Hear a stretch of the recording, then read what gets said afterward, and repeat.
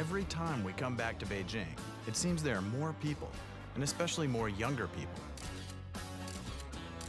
This is so different from the China that we grew up in. It used to just be coal dust and Mao suits. Check it out. The founder of Communist China on a clock. China is urbanizing at warp speed. The people our age flocking to cities like Beijing. That's one reason Beijing has expanded 20% in the past 10 years. But what does this capital city offer China's younger generation? And how do their new lives in the city affect the country villages they come from? I'm Jeff Hutchens, and I'm a photographer. I'm Peter Hutchens, and I'm a filmmaker. We grew up in China, and now we're going back. To capture China in its moment of change. And there's only one way to do that. To get lost.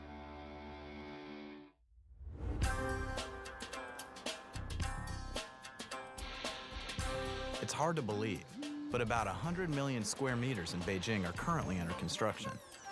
The buildings are newer, and the people are younger. Not bad for a city that's more than 2,000 years old.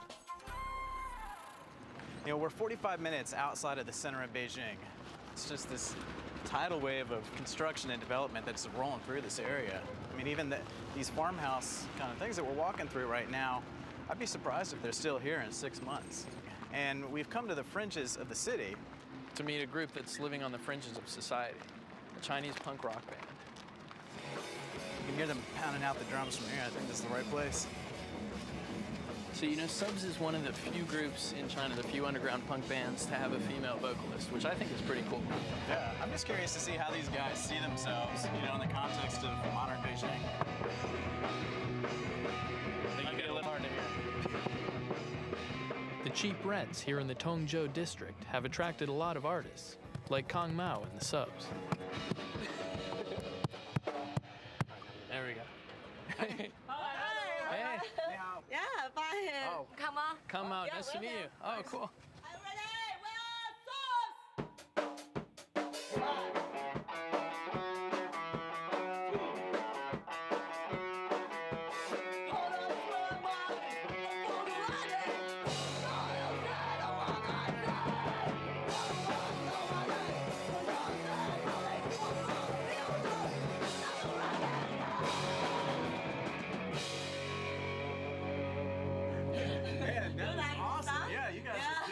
Maybe drink some beer? Yeah. Yeah? Yeah, I'd love to hear more about it. Awesome. Yeah, you guys rock. There you go. Cheers. Cheers. Cheers. Ganbei. Ganbei. Oh, ganbei. Finish it off? Yeah, it's too big. I don't think so. What is it like to be punk in China? Do people look at you, or do they think you're different, or just normal? Maybe they think we are monster. You're a monster. Really? And most Chinese people don't know what is punk. Punk rock makes up just a small part of the Beijing music scene, and that's why the government allows them to freely create their music. But outside influences, including Western rock music, are putting a lot of pressure on the status quo. What do your parents think of punk rock? My mother and father so hate me play Really? punk music, yeah. Why are they so mad? Because they think a younger should marry a rich man, have a good job, and clean. But Kang Mao isn't interested in following a traditional path. And in Beijing, she can make her own way. I really like punk, you know. I really think I can choose my life. Like Kang Mao, Beijing is inventing its future as it goes along. Sometimes there's a little more freedom, but Kang Mao has to be cautious. Is there anything that you cannot sing about? Yeah, of course. Yeah. Yeah, of course. Sometimes we sing in English is safe a little bit. It's a bit safer. Yeah. For example, we have a song named Brother. It's about from 1989. No, I'm sure that's pretty sensitive to talk about that stuff. 1989 was a tense year in Beijing. Pro-democracy protests ended in violence in Tiananmen Square. But the government has eased up a bit since then. and voices like Kong Mao's are starting to be heard. We're gonna get to hear them play tonight. Well, thanks. We'll see you yeah. tonight. We'll see you guys tonight. Yeah. See you tonight. Okay. Yeah. Cool. All right. In the clubs of Beijing, the rock scene has been quietly growing for more than a decade. So people like Kong Mao may be changing Chinese music forever. We want to see another aspect of Beijing's youth culture. So to find out, we've come to Beijing University to talk to a guy who's close to Kong Mao's age, but on a much more conventional path. Beijing University, I mean, it really is beautiful. We're actually here because we want to talk to someone who's in the Communist Youth League now and about to join the Communist Party. Is this him?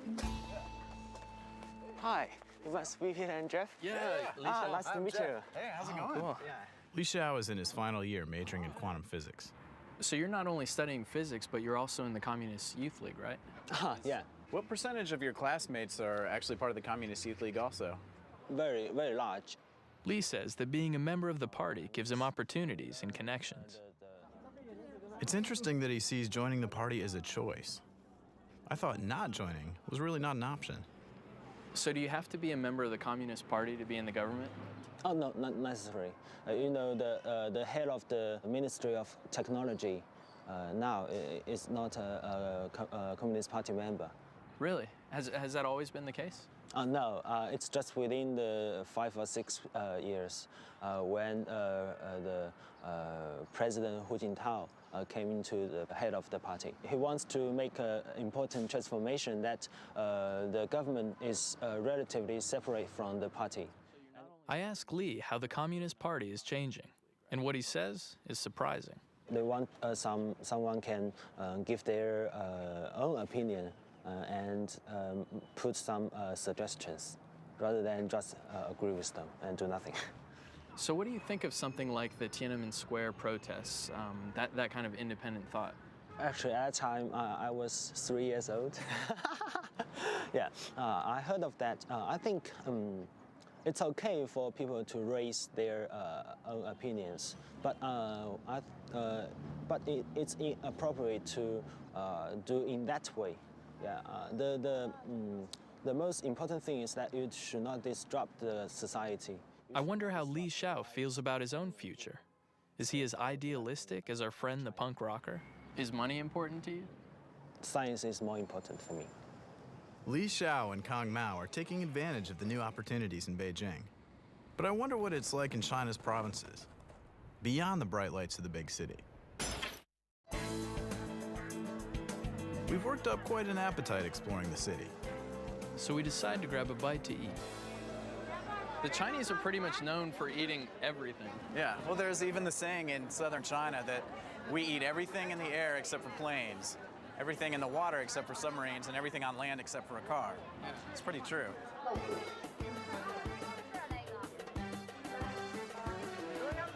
What's that one? Oh, okay, all right. This is very good. Oh yeah, let's. I'm gonna take your word for that. Let's stick on this side of the table here. Wow, starfish. 好吃吗? Yeah, It's good? Starfish. 怎么吃这个? How do you eat it? 咬着吃，单开吃。 Everything? it's not too bad at least. No. Halfway edible. We're going from starfish to our favorite Beijing punk rock star. This is the club where Kong Mao is playing.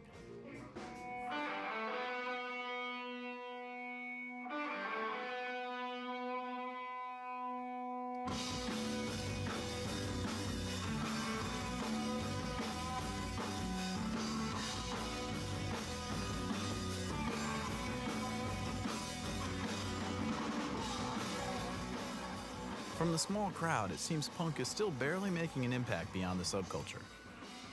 But Jeff and I are definitely in the spirit of things.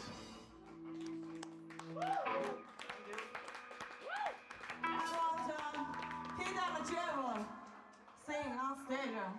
Try to sing 1, 2, 3.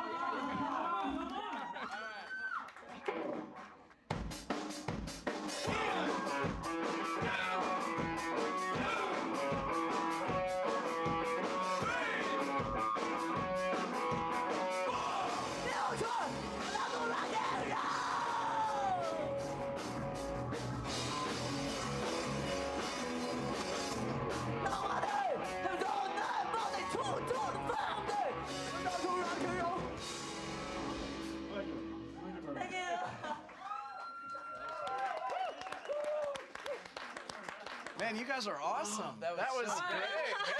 Yeah. You can. Oh my God. You like it? Yeah. Cool, but maybe stupid. A little stupid. But they're your band T-shirts. They can't be. Oh, the T-shirts are good. That was so great. Thanks for showing us some of the edgy really? side of Beijing. Thank you. You guys are awesome. Thank Cool. you. All right. Okay. See you later. See you later. Bye. Bye. Jeff, I think we gotta change. The next morning, Pete and I visit one of our favorite places in Beijing, a neighborhood called a hutong. Hutong translates to alleyway. The alleys link quads of houses surrounding courtyards.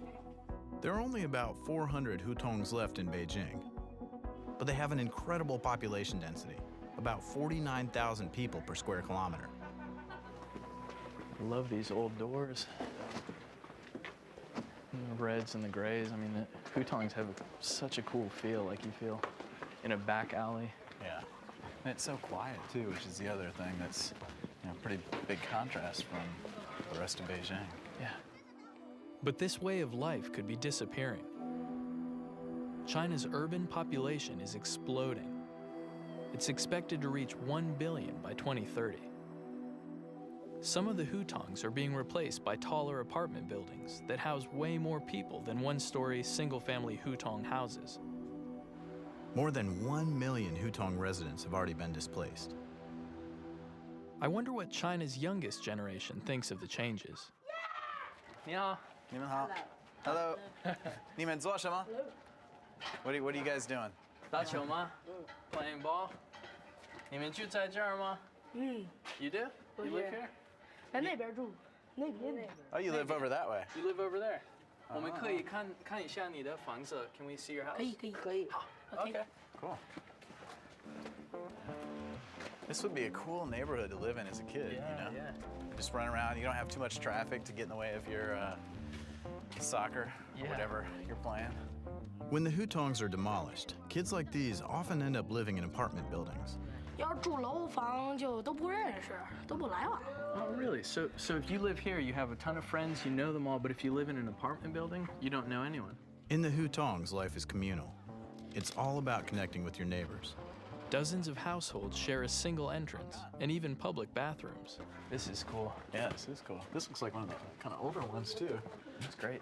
You know, they call these places 在园, which means eclectic yards. Because these used to be, the courtyards of gentry, and then people just started subdividing them and building, Yeah. all of these crazy places. Yeah, it's neat how many families actually usually live in these places.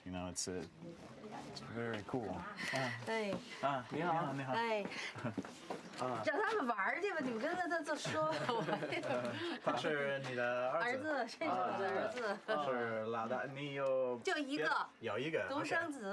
So they have one kid. 对，好，我叫 Peter。你好，你好，我叫 Jeff. 你好，你好。你住在这里多少年了？ How long have you guys lived here? 我们在这儿才住了3年。 Oh, 哎， So you've lived here for 3 years. 你以前住在楼房吗？对，楼房。楼房。哎，为了他上学，上这边上辅学、小学上学。 So you moved here from an apartment building to the hutong. That's interesting. That's actually opposite of what so many people are doing. Yeah, exactly. In apartments, people have modern amenities, but they lose the connections at the heart of the hutongs. Some people don't want to give up the sense of community, even for the conveniences. I wonder how Wang Ying feels. 你比较喜欢住楼房还是这里？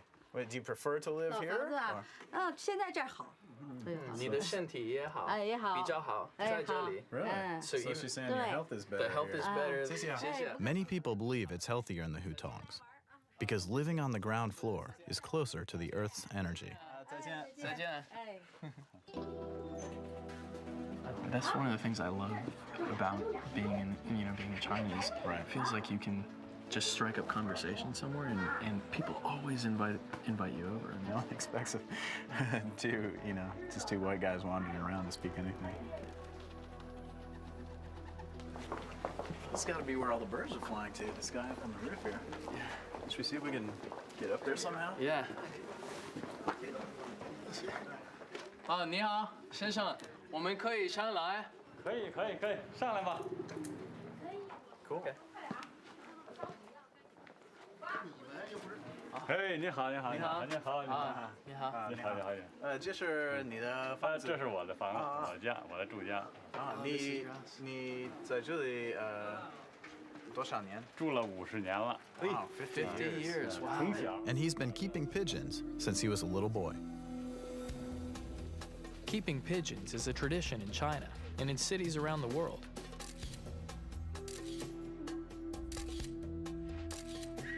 But I'll bet it's dying out as buildings get higher and higher, especially here in Beijing. How many pigeons? 有多少只鸽子？有40多只，40多 More 只 than 鸽子。 40. Given the stresses of modern Beijing, the birds help him relax after work. Do you prefer to live here or in like the newer areas? 所以我比较喜欢这儿啊。 This is where he Yeah. was born. This is where he's lived, and so of course Yeah. he loves it.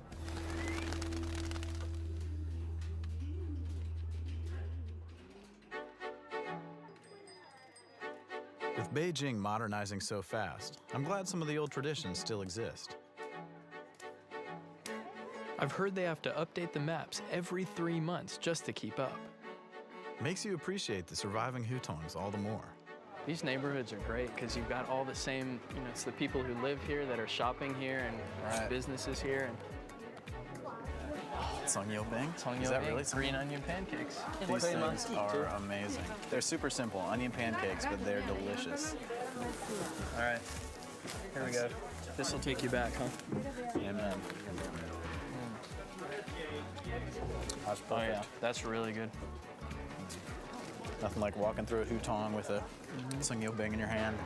I mean, that's kind of the idea too in Beijing. The parts that I really appreciate are the things that are sort of the simple, like that, it's not like the new flashy cars and buildings and everything, but like just like a green onion pancake. I mean, Right. this place really is its own thing. It's not trying to be Yeah. something else.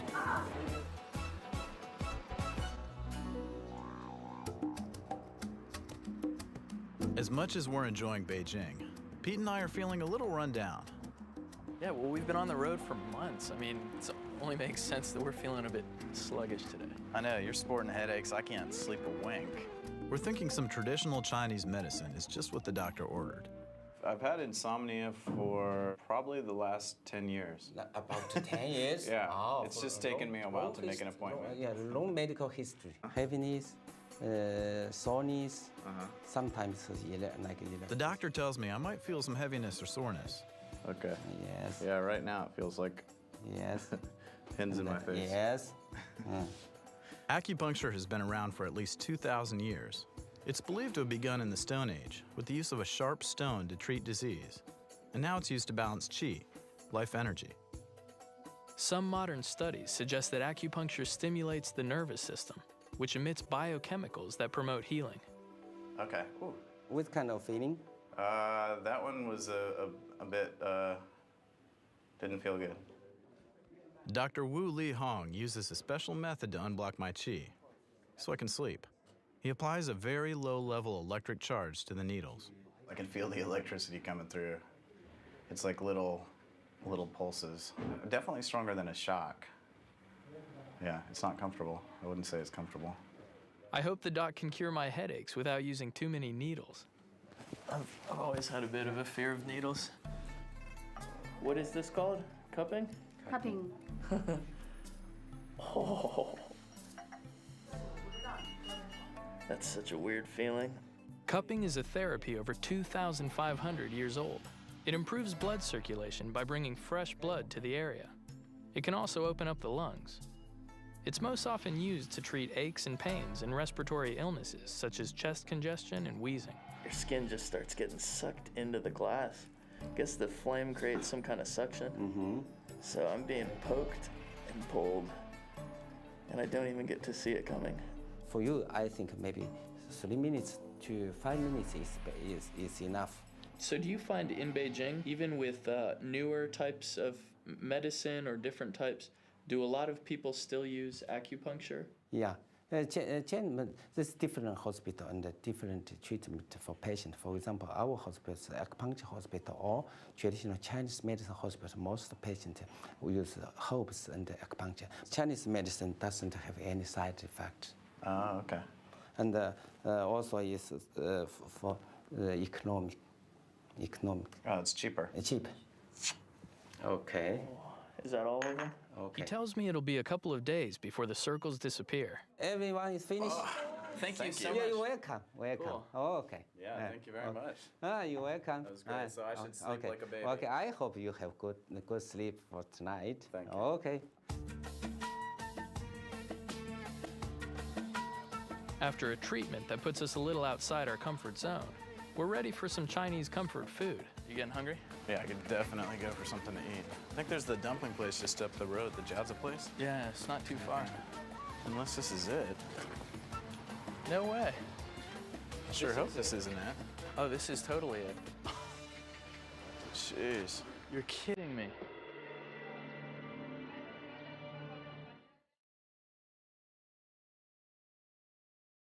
It just comes and goes at such an exponential rate. It's unreal. Yeah, I mean, this was here like, what, a year ago probably? You want to Wow. at least explore it? May as well. Jeez. It's so surreal. I mean, it feels like a war zone or something. Yeah. Just walking over rubble. Hey, check out the mannequins.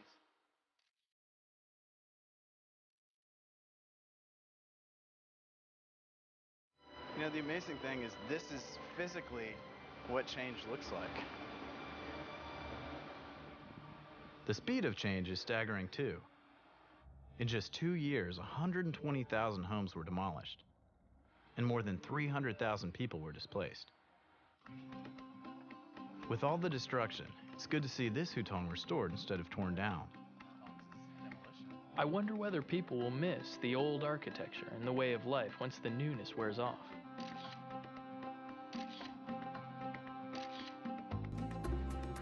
I guess so many people in Beijing are new to the city that they don't even know what old Beijing looked like.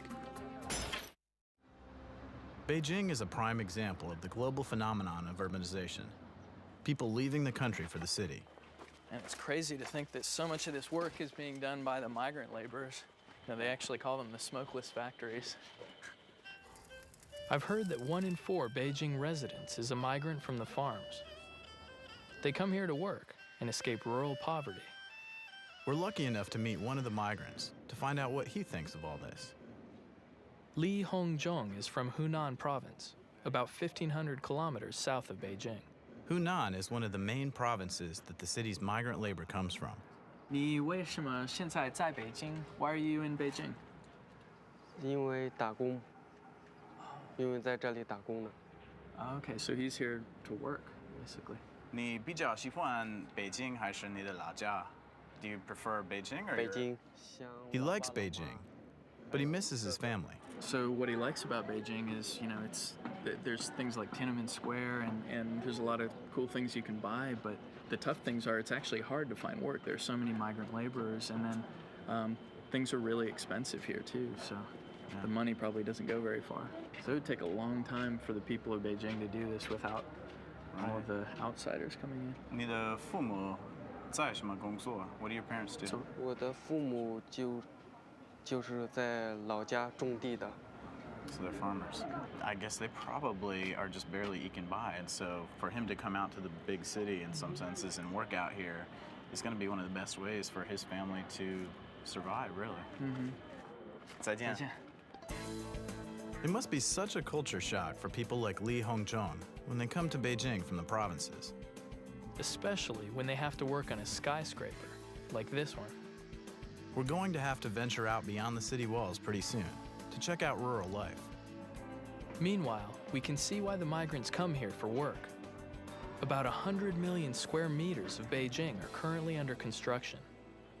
But the people who will live and work in these buildings will be from a very different strata of society. They'll be Beijing's wealthy elite. You really do see cranes everywhere here, don't you? You want to get up there? Hell yeah.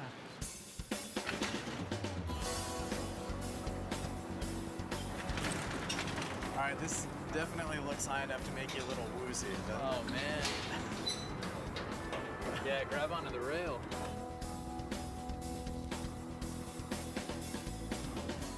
All right, Pete, don't go teetering off. Mom would kill me if I lost you. 一共来自五湖四海，南方的、北方的都有。 So they come from all over China. I think there's something like 150 or 200 million migrant workers in China, which is a seriously mind-blowing figure if you think about it. Yeah, I've actually read that there are more migrant laborers in China than the entire population of the UK, France, and Australia combined, which is just staggering.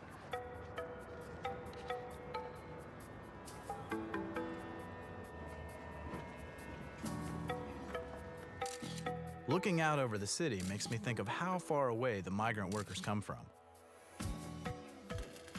But how much of Beijing is filtering back to their hometowns? Or is life pretty much unchanged in the provinces? We're going to find out. We're about to trade the urban frontier of Beijing for the wilds of Inner Mongolia. So Jeff and I are off to Inner Mongolia to find out how they're dealing with the changes.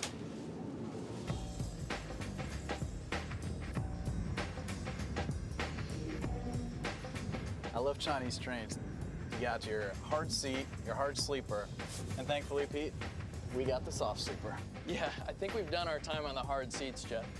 Plus, it sounds like this might be the last bit of luxury we get on this trip. All right, this is us, number 4. Wow. I forgot how small these places are. I can't believe we used to fit the whole family in one. Jeez. We're heading as far from Beijing as we can get, for some perspective. Our destination is Inner Mongolia, Beijing's polar opposite, you could say. It's about a 30-hour train ride, and my brother is making it seem even longer. What? Oh, come on. A pond does not move like that. That's the jumping pond of Asia. You haven't heard that? There are a whole new set of rules for here. I can't believe you're cheating all the way out here. All right, fine. Well, if any piece can move anywhere, take that. Fair enough. As our chess game heats up, we're thinking about how cold our destination is. I can't believe we're about to go to a place that has 130 frost-free days a year. This is gonna kick our rear end 6 ways from Sunday. Yeah, so that means 2/3 of the year, this place is frozen solid. Frozen solid like your king. Checkmate. What? Our games never last long. Man, this is ridiculous.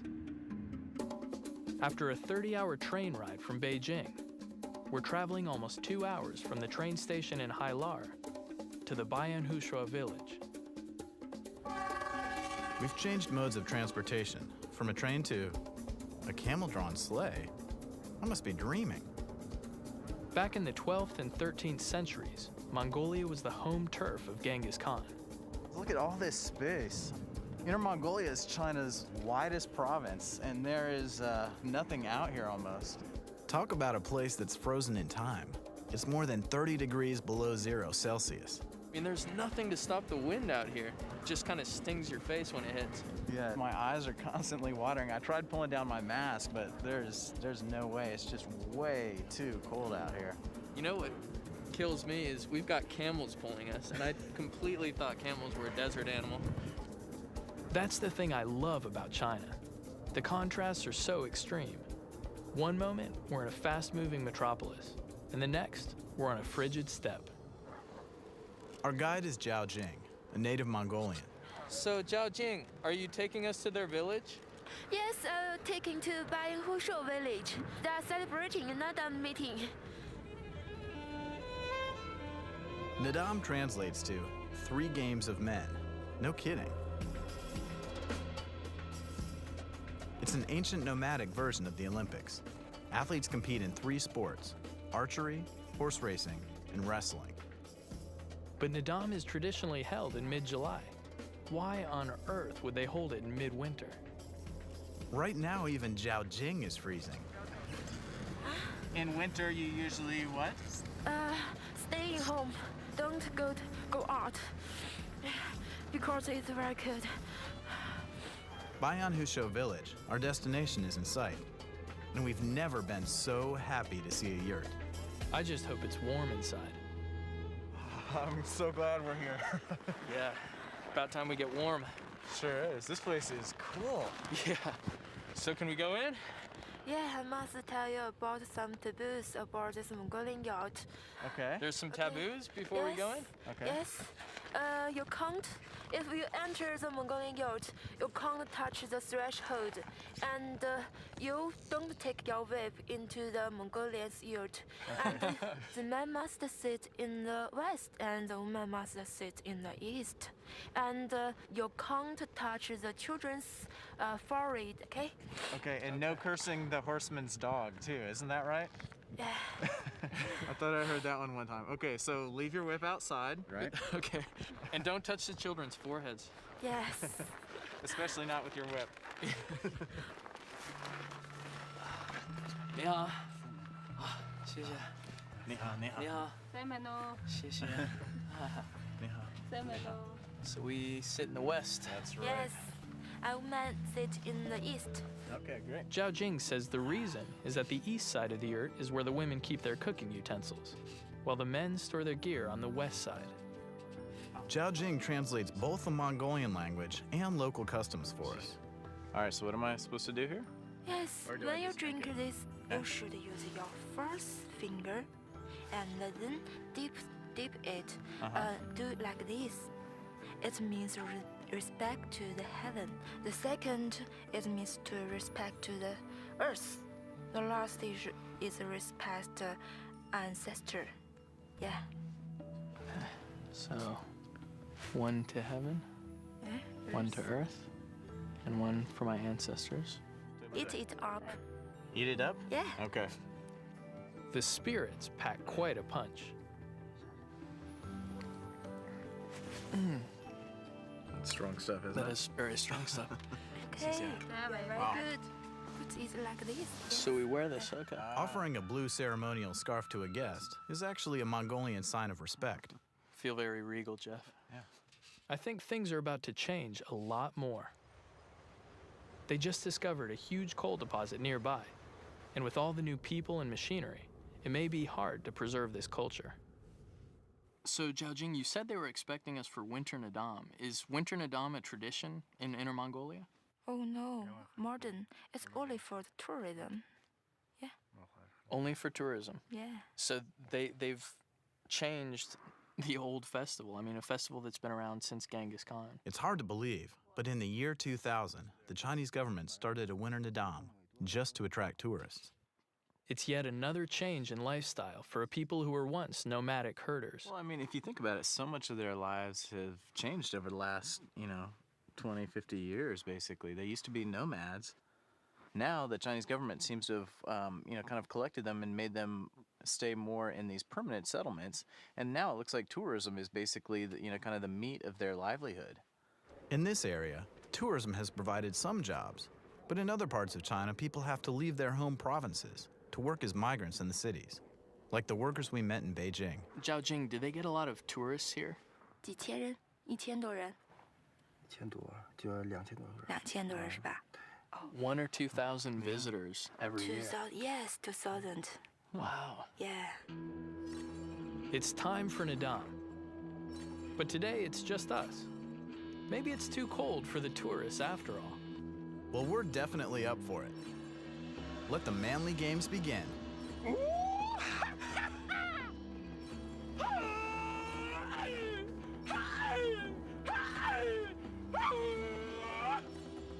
Let's go. All right, here we are at Winter Nadam. Yeah, and as far as the wrestling goes, it looks like the only rule is the first person who hits the ground is the loser. All right, you ready to dust yourself off? Yeah, I'm ready to dust you off. We start with 16 men and wrestle in pairs until the last man standing. For round one, Pete and I will wrestle each other, and that suits us just fine.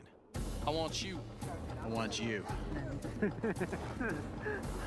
Your number's up, little one. You know, Jeff, it's not the size of the dog in the fight, but the size of the fight in the dog. This dog has been chained up for a long time, but he is ready.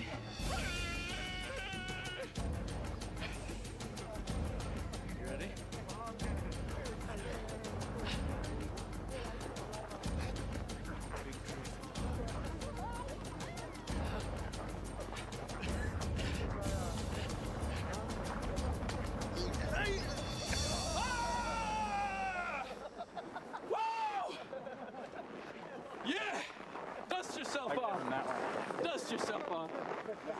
Genghis Khan used wrestling to keep his men in great fighting shape. And his brothers, we love a good fight too. Sorry I had to beat you out there, big brother. Hey man, I let you win. I didn't want to have to face one of those guys. But you're gonna do great. Go get him. Make us proud. He's gonna get killed out there. I beat Jeff, which is great, but now I have to wrestle one of the Mongolian guys. And genealogy shows there's pretty much an 8% chance that my opponent will be a direct descendant of Genghis Khan. And I say, better Pete than me. Oh, okay. Pete's about to get worked. They're shaking hands, but it's all ugly from here on out. He's gonna get chucked around like a rag doll. Uh-oh, he's trying the old psych him out move.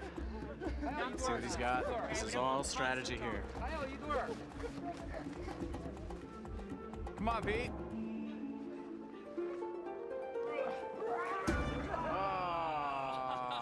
Good All right. Good job, good job. Hey, Down by contact. you did your best. You made us proud. I still let you win. Good job. How can we be dressed like this and not walk into the sunset?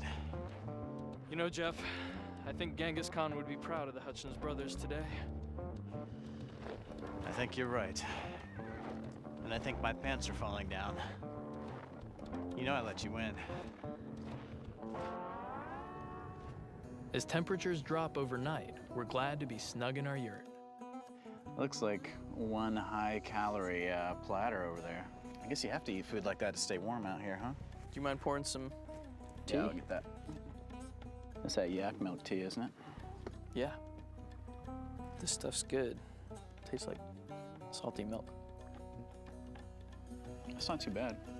You want to call it a night? Yeah, let's do it. Let's go to bed. You all set? Yeah. Today is the archery competition, but I doubt Pete and I can beat Genghis's kin at this game either. Oh, whoa. Jeez, That was right on. Shot. Holy cow. Whoa. Man.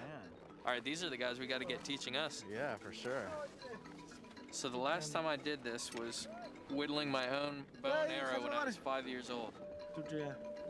Okay, I have it upside down, that's a start. Like this. So straighten the arm, straighten the head. Okay. Hey! Whoa! Whoa! See, that's what I'm talking about. I just hit the target. I know you did, good job. I almost hit the two guys standing over there. Wow. Oh, a little high, a little high.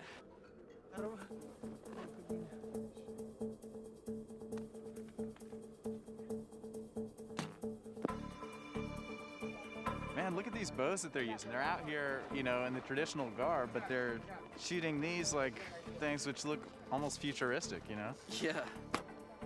The modern bows seem like a sign of change, but the sport itself is deeply rooted in the past.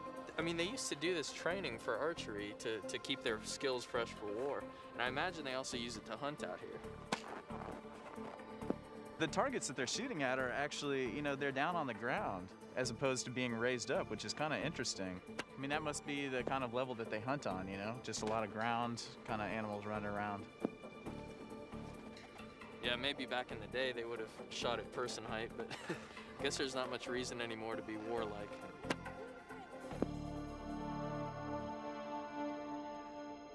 With the Nadam Olympics over, we come in from the cold and enjoy a Mongolian banquet. That's a good spread. And the music out here, 1,000 kilometers from the punk scene in Beijing, makes us feel like we're in a totally different country. I'll bet the people who come from villages like this to work in the cities feel the same kind of culture shock. Even all the way out here, there's a taste of the big city. Wow, I don't even know what most of this stuff is, but we're being well taken care of. Look at these guys going to town. You riding the horse? Yeah. You riding the horse? Yeah. Oh, he's horse racing. That's straight up Mongolia style. One other thing I notice here is that people of all ages hang out together.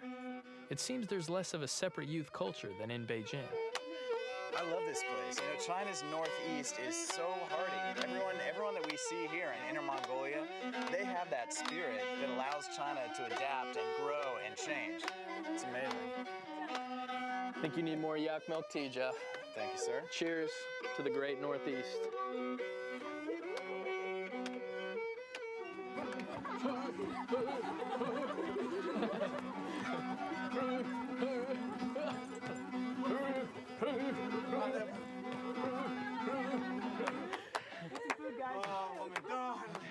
Everyone's been so kind about including us in the festivities here. But I guess in China, many people aren't as lucky. It seems to me that people like the migrants probably always feel like outsiders looking in. As for us, we're heading back to Beijing. And it feels like we're going back to the future.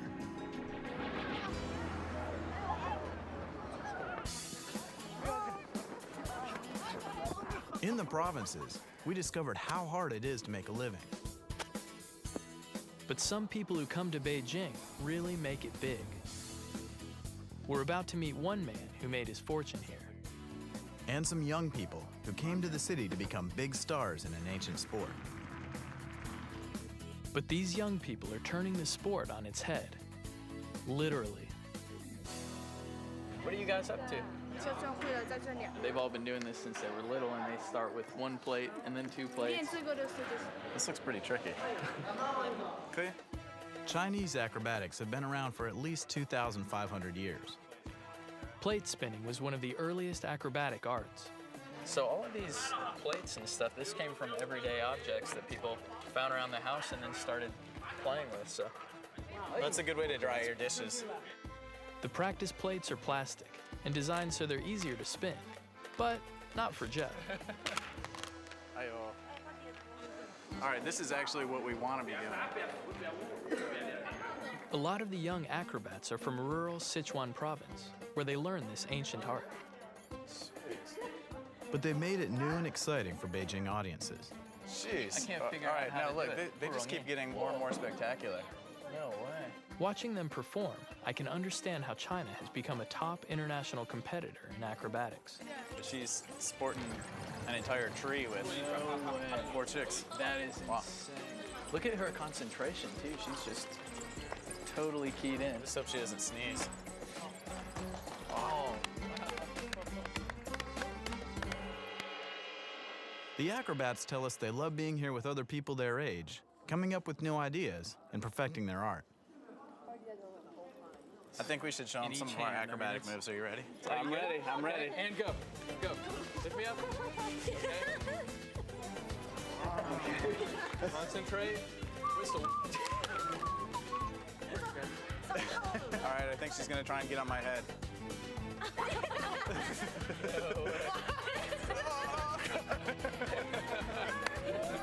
You sent her flying away.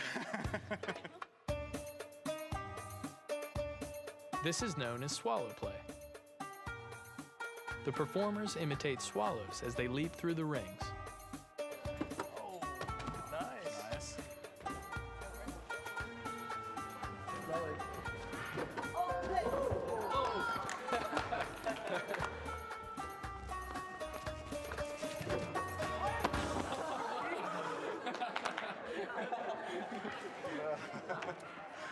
Grace. It's all about grace here at the Hutchens Acrobatic School. All about grace. Those acrobats were just amazing. But everything about this city is. It's really a place where people come to realize their dreams. And for some, that means capitalizing on Beijing's newly cosmopolitan tastes. Man, that's a pretty nice place. It's only been in the last 10 years or so that there's been this creation of a new wealthy class in China. So Jeff and I are going to meet a guy named Henry Lee, who's part of Beijing's new wealthy class. How did you first come to Beijing and start making your fortune? When I came to Beijing in 1995, one day I was walking down the street of Sanlitun, right? I found this little bar there was empty, nobody. So I asked them, I said, is this shop for sale? They said, yeah, for sale. So they sold it for me for 10,000 RMB. Wow. So that's how I get my my first place to going. So when you're wealthy in China, does the government watch you more closely than if you're not? No, people like you, you know. People always like to shake rich people's hand, you know. And being rich is beautiful, you know. You live in a bigger room, you know, you have a maid, you know. You can dine in a restaurant, you drink champagne, you know. I mean, what's wrong to being rich, you know? I mean, it's a wonderful feeling. Henry offers to show us a night on the town in the posh clubs of Beijing. This is Henry's favorite hangout. It's a far cry from Kang Mao's punk rock club and the yurts of Inner Mongolia. But it's fitting for a communist capital that seems ever more capitalistic. Urbanization and newfound prosperity are changing the very character of Beijing. In many ways, the city seems to reinvent itself every day. This is so different than the Beijing we used to come to and grew up. As long as you have a dream, this is a wonderful place. It's better than Hollywood.